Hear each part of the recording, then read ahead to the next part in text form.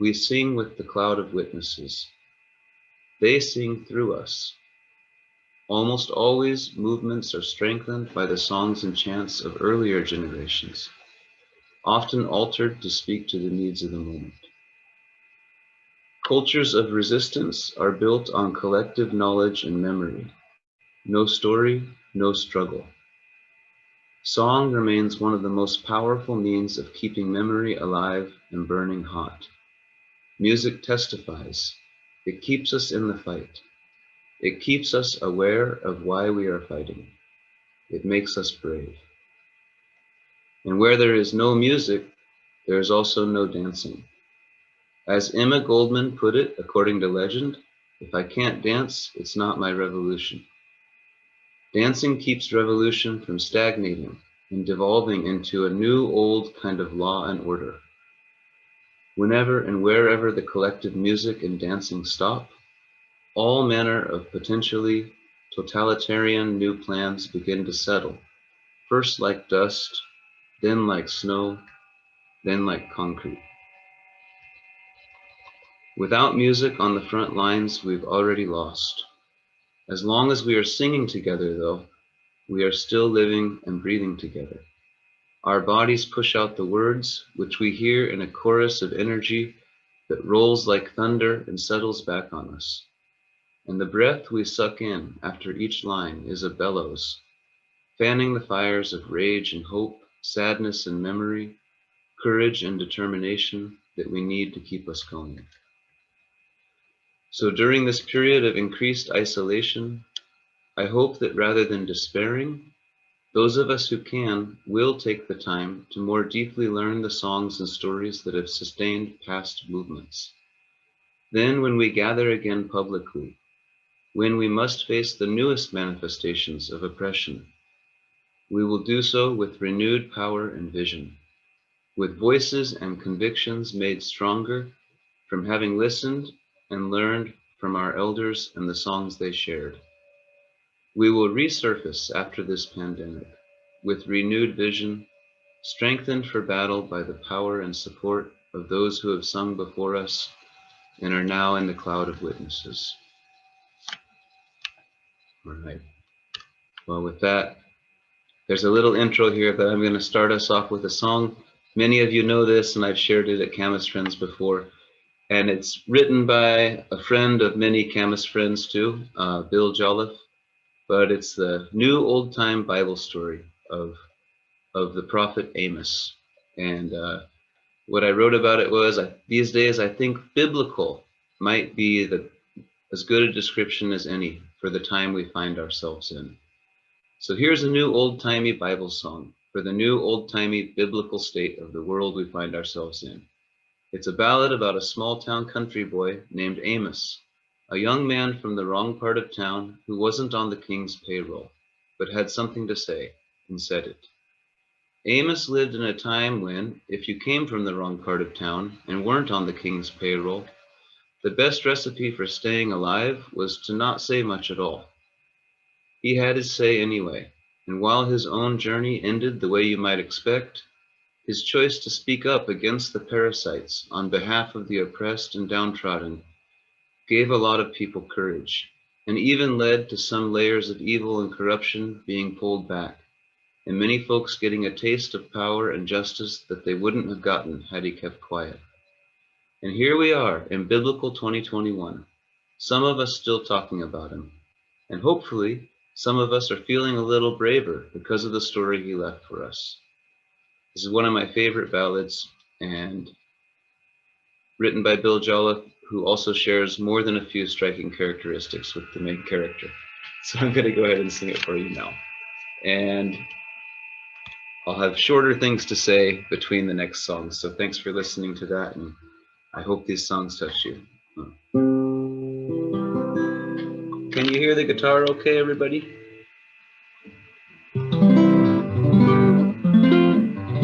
Okay. Oh, I see that now that maybe you want to see one of my family members here. So I'm going to bring this down. Nancy and Nanyang are sleeping, naturally, so they will not be visiting this time. But Hong King is also sleeping, But you can see he's down here by our heater. Doo-doo-doo. Hi. And that's probably the most attention you're going to get from him the rest of the night. But Gong King is I'm keeping me company, and I'm thankful for that.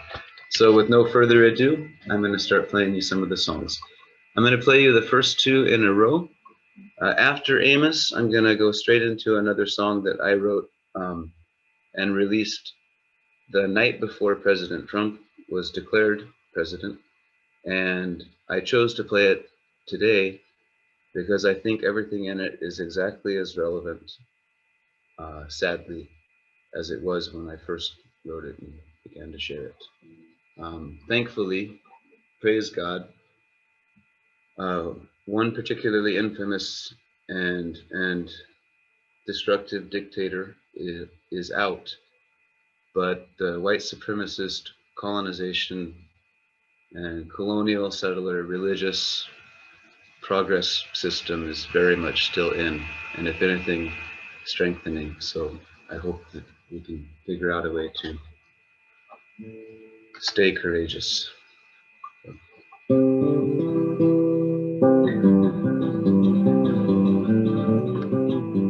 You can get a little yeehaw in.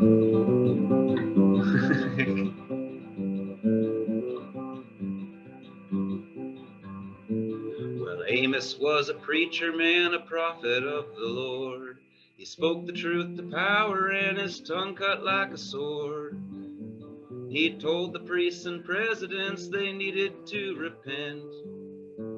And he told them how God felt about their wicked government. And oh, that Amos walked a lonesome way. Oh, that Amos, well, he had his say. Amos was a rebel, he was loud and he was bold. With a mouth like that, he never had much chance of getting old.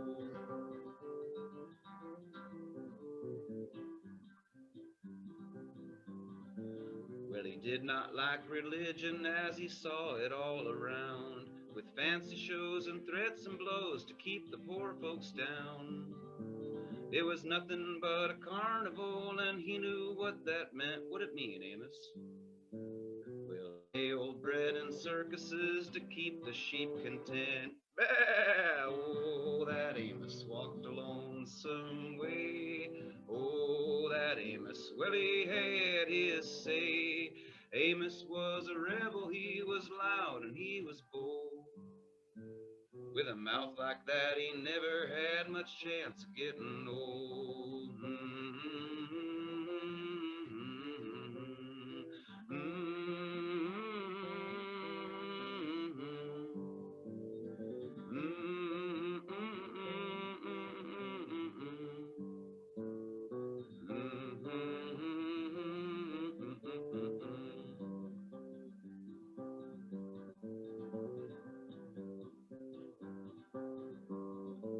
Now Amos did not worry much about some piddly sins. He preached against the system where the seeds of sin begin. To those that made the workers slaves and stole the widow's mite. Well, that's where Amos took his stand and where he pitched his fight. Here we go. And oh, that Amos walked a lonesome way. Oh, that Amos, well, he had his say. Amos was a rebel, he was loud and he was bold. With a mouth like that, he never had much chance of getting old. Da da da da da da da da da da da da da da da.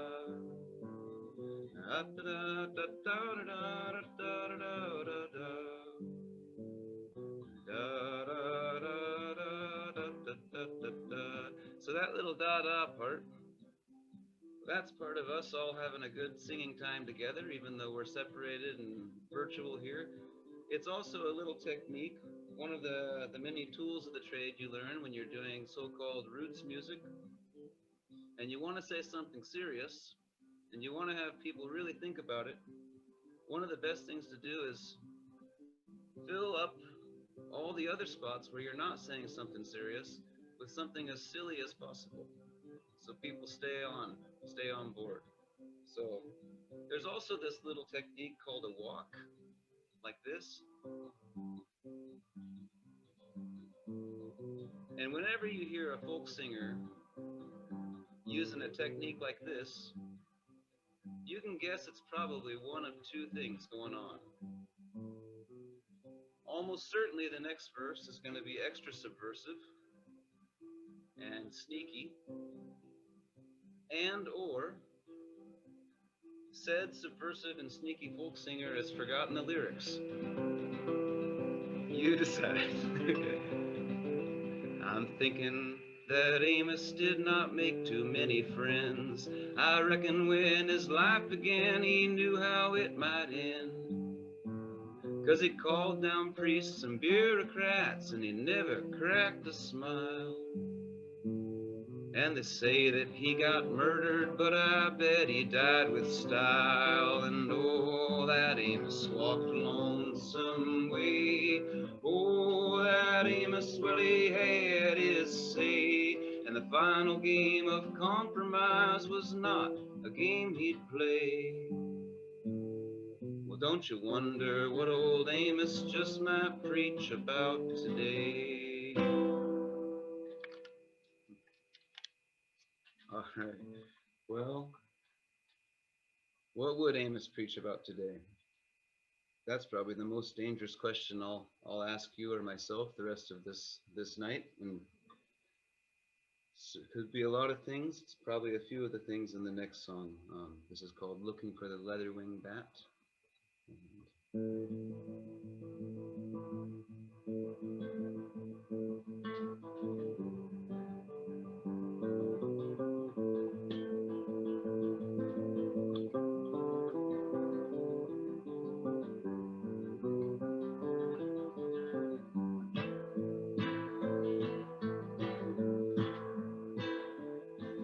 Hey-o, said the preacher to the folks in his choir, could you grab a bucket, help me put out this fire? My people are angry, they got nothing to eat.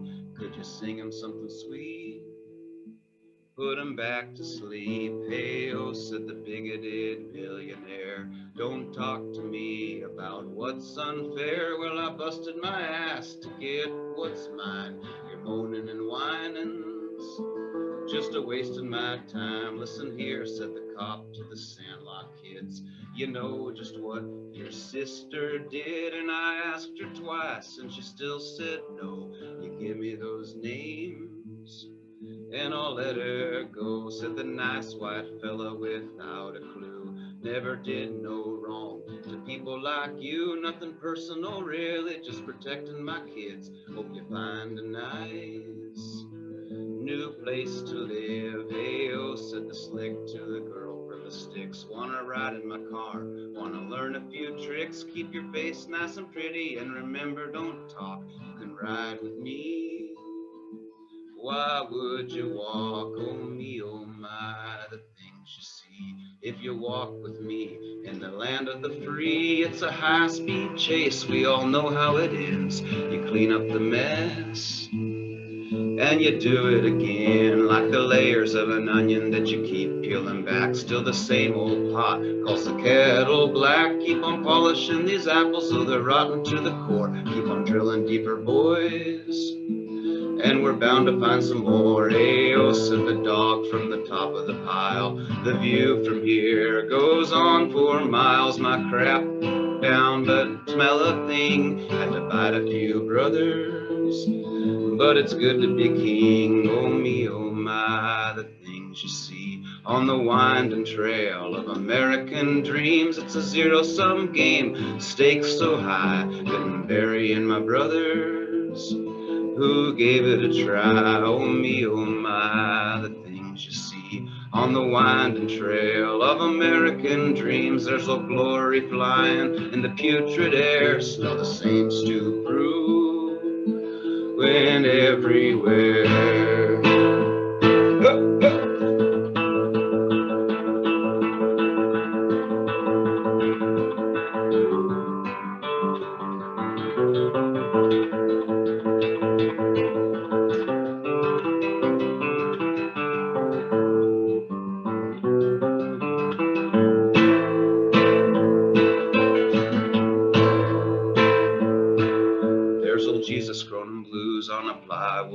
lost, blind homers wandering quarries, scraping off the moss, Ford and Starbuck in the sauna, trading notes with Constantine, while the pious paper pushers try to keep their fingers clean, and the bison lie unbloated in the burning fields of corn.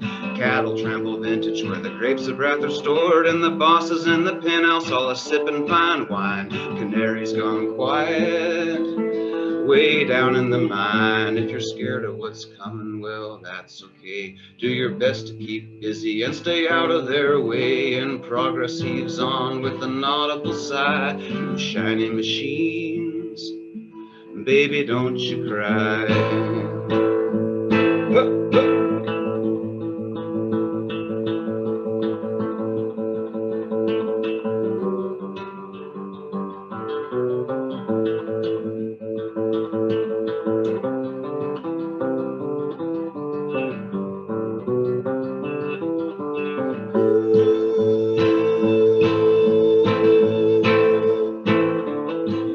Have you seen an ancient bat with little leather wings? Yes, sir, kind sir, down aisle 3. Do you think there's still some life in his worn-out little shell? Say formaldehyde has kept him well. Oh me, oh my, the things you see on the winding trail of American dreams. It's a zero-sum game, stakes so high, then burying my sisters who gave it a try. Oh me, oh my, the things you see on the winding trail of American dreams. It's a zero-sum game, stakes so high, been burying my brothers who gave it a try. I'm still singing about a savior of the lily and the thorn, while the green man swings a hammer for the company's store. The only thing that makes him smile's demolition day, the dandelions growing where the rubble's pulled away, and little Jack Horner sitting back in his corner, fingers sore, new high score, video games after hovering all day.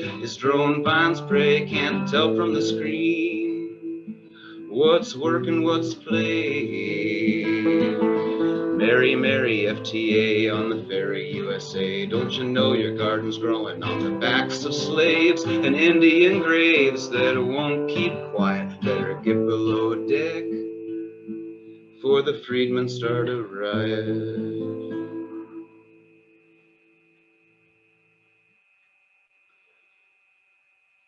Thank you. Well, that song's kind of a testimony song, and it's built off of an old folk tune many of you may know called the Leatherwing Bat. And Leatherwing Bat is kind of a European Americana folk version that follows in the tradition of kind of the story of Job when he's going through great torment, and all of his friends come, and he's trying to deal with the problem of God and suffering and senselessness, and why everything's happening to him, even though he's a man of justice and righteousness. And all of his comfortable friends tell him horrible, ridiculous advice, clearly out of touch with his suffering. And the folk song that the song I just played is based on has some similar flavor. It's not about God so much as it is about a lost love, but the Leatherwing Bat is heartbroken and flying all night long, looking for his love's delight, and all the different birds show up to tell him horrible advice that's very shallow and out of touch. Something about that narrative fits, I think, much of America, the US now too, out of touchness, and inability to feel and have solidarity with one another and suffer together. And I'm so thankful to be a part of this moment here and feel and hear and pray with you. And I can't tell you how deeply it's touching me now. Thank you.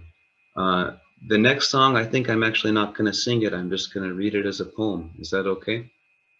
And I chose to put it in this section, this part 1 of Grieving Together, mainly because of the last lines, but a lot about the disconnect from nature and the loss of identity and the hollowness and emptiness paralleling the destruction of the environment. And then I think the last line, kind of grieving. I think it's very important to follow what one of my heroes, Utah Phillips, used to say before he passed away. The earth is not dying, the earth is being killed. And those who are killing it have names and addresses. And I should also mention that Utah Phillips was a former Korean War vet and a pacifist, but a militant pacifist. And so I think grieving together and being able to realize that we are in a time of goodbye, not just of our loved ones, but the world is being killed in front of us. And these gatherings like this, virtual or in one space together, are some of the only glue that we have left, I think. And they're precious, they're sacred. So I will read you this poem.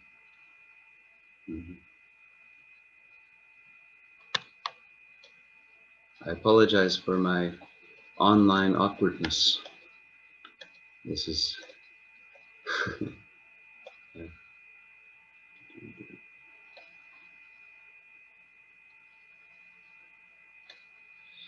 Last night I heard the wailing sounds of a million wires underground. Save us, save us. The music man snaps a string. Don't give a damn, he still sings. Nobody's listening or cares what they're missing. Goodbye, goodbye. Out with the old, bodies for the new race.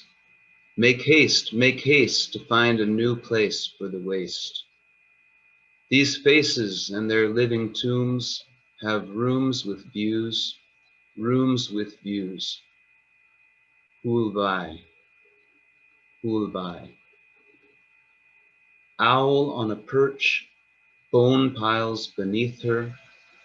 Moon aids the search, hungry for something alive, alive. Is this the promised kingdom? Blood and tears and sweat reply from mouths drowned out by televisions, and funeral eyes turn toward the sky, and funeral eyes turn toward the sky. The music man finishes playing his tune and smokes his last cigar in a hostile room, screaming out a song about all things connected. Oh, the eagle has fallen, and we're all infected.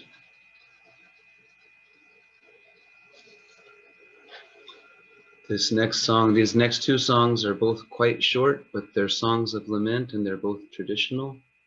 The context for why I chose this one, this is called Mother Sister, or Omaya Nunaya Gangbyang Salja.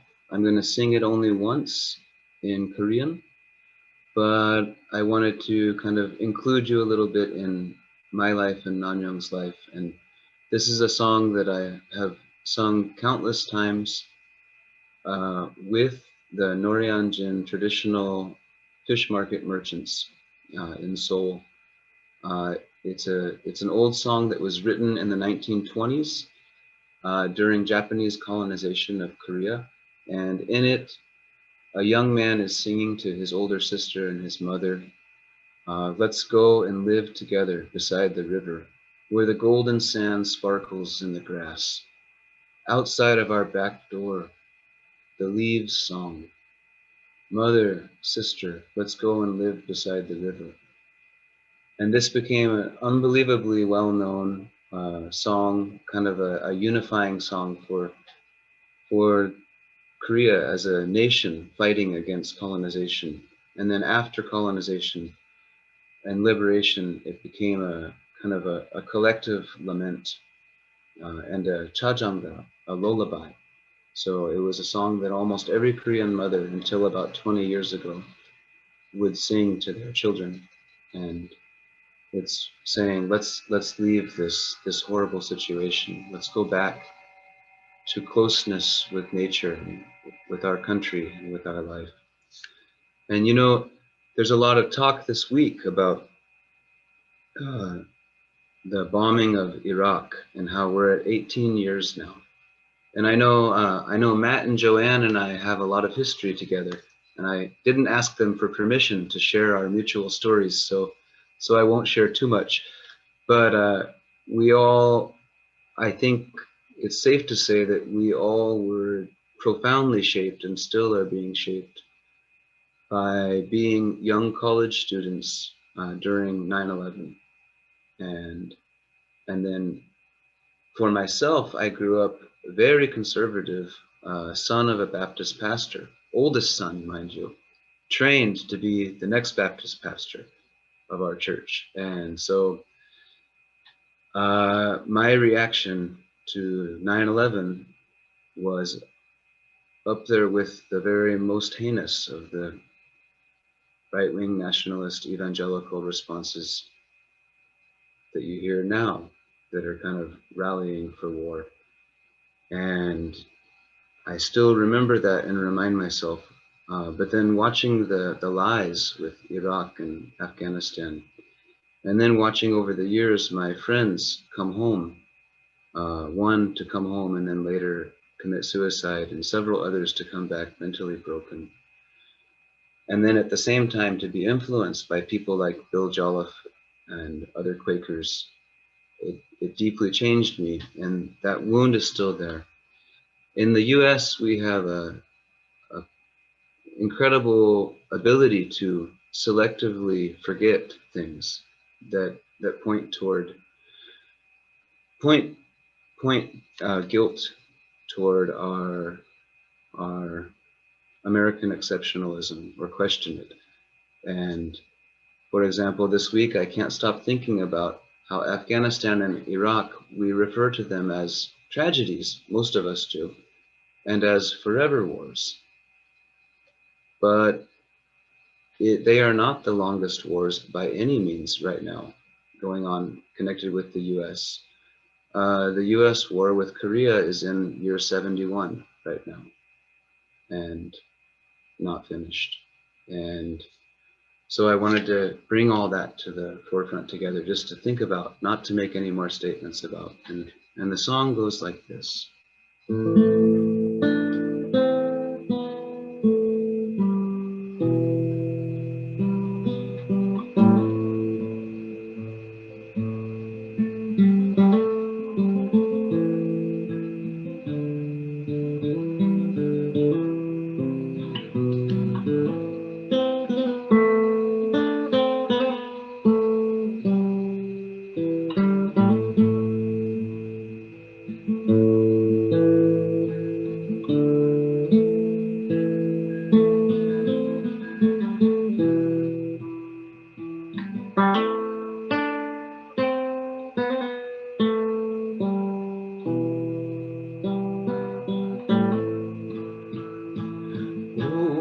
오마야 누나야 강병사자 둘레는 반짝이는 금모래빛 뒷문 밖에는 갈리배 노래 엄마야 누나야 강병살자 엄마야 누나야 강병살자 둘레는 반짝이는 금모래빛 뒷문 밖에는 갈리배 노래 엄마야 누나야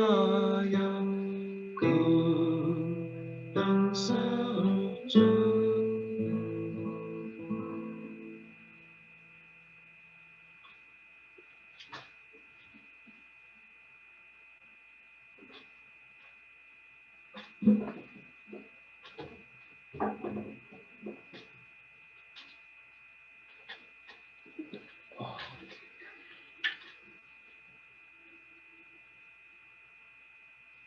well, I sure appreciate you all listening with that, and also graciously hearing my probably too harsh words. And I'm gonna just play you two instead of three. One is a cappella, and you can please feel free to sing with me. And then the next one, I'm gonna skip the song called "The Lone Wild Bird" and just move to the last song. But I hope that you will enjoy "The Lone Wild Bird." It's a new take on an old hymn, and it's also a song that has deep connection to the anti-base and the anti-airport kind of resistance movement in Jeju Island, which also involves many Catholic workers and a few Quakers I know from the Northwest too. So um, this first one is a traditional, well-known, and used many times by famous black and white soul and Americana and folk artists. And it's a lament, but it's also just a statement about going through reality. And I think it is the most relevant song I know to this time. And so I'd like to share it with you, and then afterwards give you my last song, and then we'll be done. Is everyone okay with that? Okay. Okay. So I've been climbing high mountains, and you might notice some references that were made to the song in the earlier songs. I've been climbing high mountains trying to get home. I've been climbing high mountains trying to get home. I've been climbing high mountains,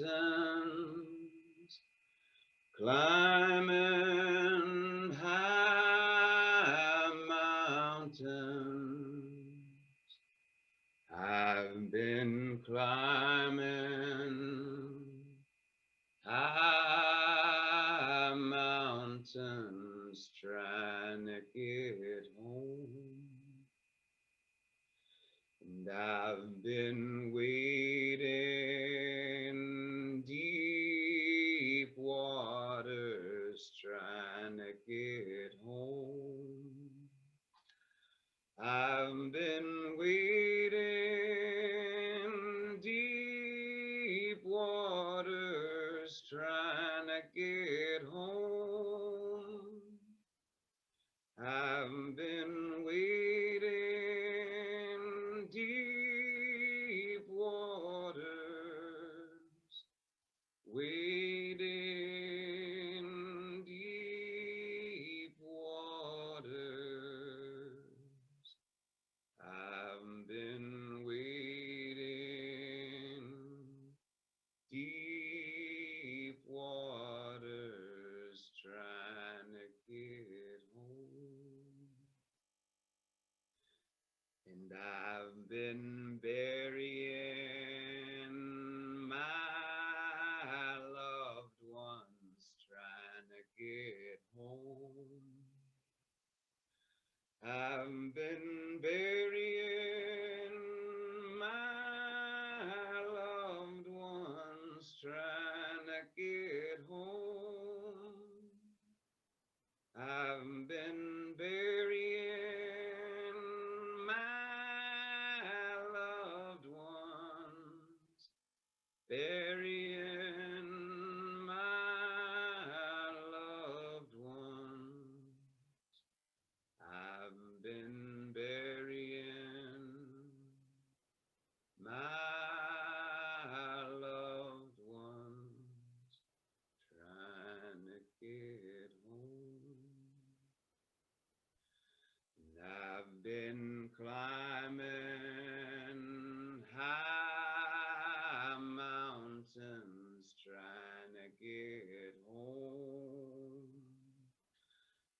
I've been climbing high mountains trying to get home. I've been climbing high mountains, climbing high mountains. I've been climbing high mountains trying to get home.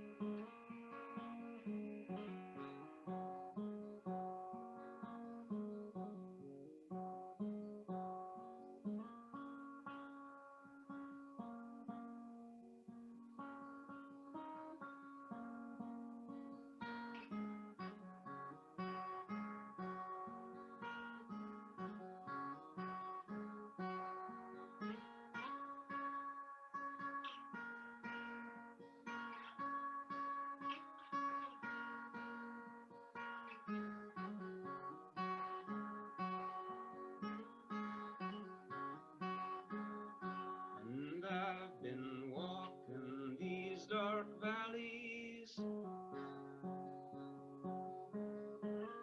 trying to find a place called home. And everywhere I laid my head, I felt so cold and all alone. Felt so cold and all alone. Never had a verse to sing, but I kept talking on and on. Never had a word to say till I lost it in your song. Till I lost it in your song. I've been walking these dark valleys, trying to find a place called home. And everywhere I laid my head, everywhere I laid my head, I felt so cold and all alone. Felt so cold and all alone. Looking for a grown-up soul, show me how to be a child, like the boulder breaking weeds, small and worthless, meek and wild, wild and joyful, like a child.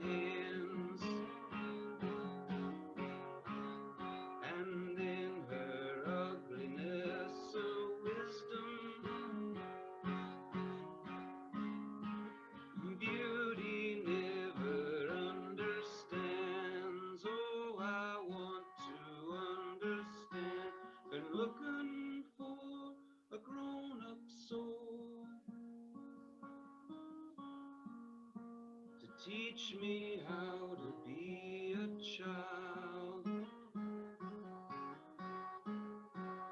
like the boulder breaking dandelions,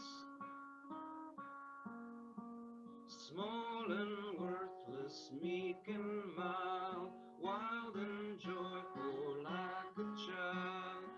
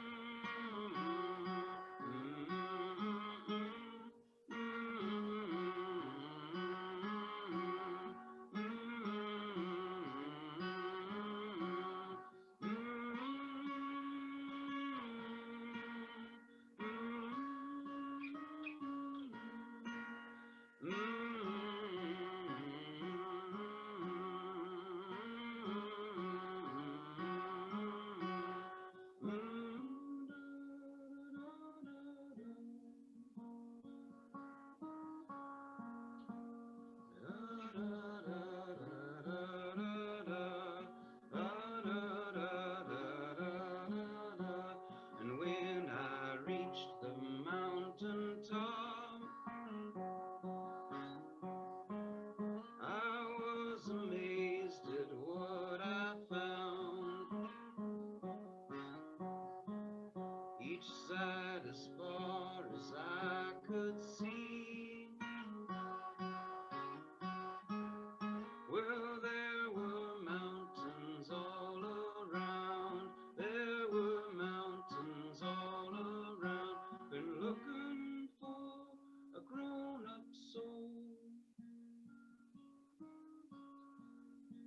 Show me how to be a child, like the boulder breaking wheels, small and worthless, meek and mild, wild and joyful like a child.